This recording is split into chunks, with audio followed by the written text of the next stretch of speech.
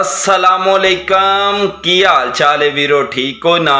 तुहाडा अपना वीर अली मेहर मानी ते अज लैके आया भरावां वास्ते इस तरह की गल के तुसा दुनिया ते रहिंदियां बेंदियां फिरदियां टुरदियां इस तरह दियां मिसालां सुनियां होणगियां कि दुनिया ते जिहड़ा बंदा एक बारी तगड़ा होया ना वो परत जमीन ते आके डिगे डिगे जिन्हों असी जवाल का टाइम माने कि अज यार इन्हां ते जवाल आ गया। ये ना अल्लाह का कानून है। क्यों कि जिहड़ा बंदा वेखो ना असी एक अर्तुगुल ड्रामा वेंदे है वो लोगों की खिदमत किस तरह करदा सी बगैर किसी नूं दस्सिया पता ही नहीं कि कौन है साडी मदद करने वाला। वो अल्लाह नूं उस नेकी दा जिहड़ा है ना वो अल्लाह उस नेकी दा बंदे नूं अजर देंदा है।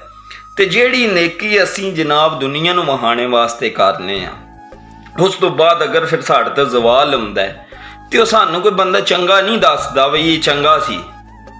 वो असी अपनी जिहड़ी है ना फेम वास्ते इस काम नूं तरजीह देने कि चलो ये बहा के असी लोकां नाल ये मामलात कर लईए।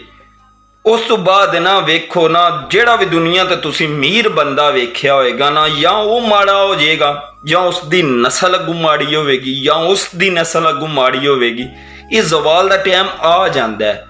तो जिहड़ा माड़ा होएगा ना वो भी ये तुसा दुनिया ते वेख्या कि किसी ना किसी टाइम वो पीढ़ी नहीं तगड़ी होंदी तो उस तो अगली हो जाती, वो नहीं होंदी तो उस तो अगली हो जाती है। बई यह फलाने का पुत्र सी यार बड़े माड़े सी ते अज वेखो अल्लाह ने रंग लाए ने इन्हां नूं। ये गल्लां असीं इत्थे दुनिया ते सुनने आ पे।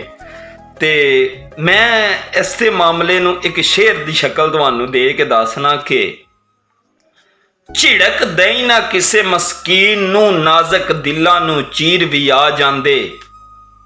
ओ जिस गली अमीरां दा गुजर होवे उस गली फकीर भी आ जांदे।